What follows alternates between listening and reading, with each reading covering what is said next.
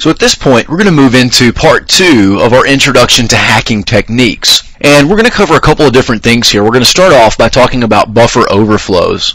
We want to get a good understanding of buffer overflows so that ultimately we can exactly predict and understand how our tools are going to work for us when utilizing these techniques.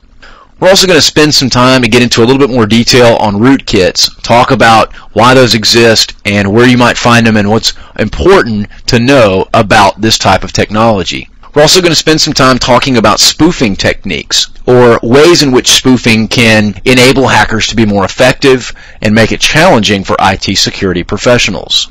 We're also going to focus in on denial of service attacks. I'm sure you've heard about DOS or DDoS attacks, so we're going to spend some time talking about that and discovering how that works. We're also going to talk about web hacking, or more specifically hacking the technology associated with web hosting, such as the web server or application or service that's actually hosting the web code itself.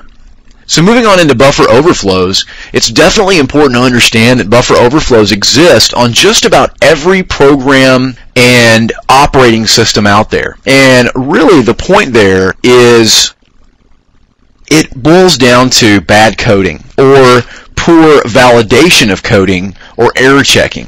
And the reason it exists almost across the board is because it's so very difficult to validate hundreds of thousands of millions of lines of code. So oftentimes these might go completely unnoticed until someone gets around to attempting a buffer overflow against that system. Any given piece of software or operating system could, in theory, have hundreds of buffer overflows in it just waiting to be discovered. The basic concept of the buffer overflow is when a programmer does not clearly define the boundaries on buffers or variables in a particular application or operating system.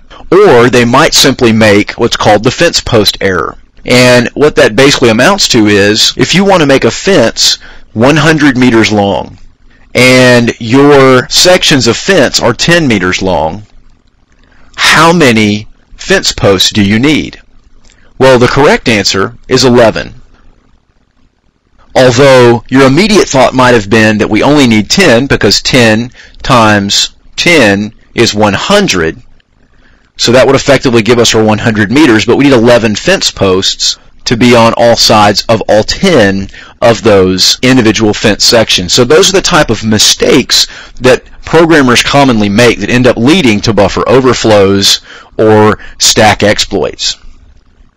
What we're going to do is utilize this ability of out-of-bounds data or data that doesn't have a home to insert our data or redirect the execution pointer to a program buffer that we can utilize for something else. An example of this would be, we want to go in and we want to perform a buffer overflow exploit on a particular service on a Windows machine.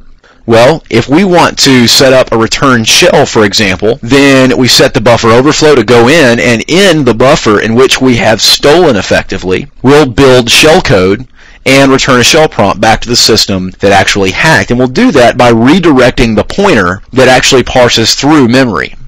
So it's a little bit of a complicated process, but once you get the hang of it, you can actually build these buffer overflows relatively easily.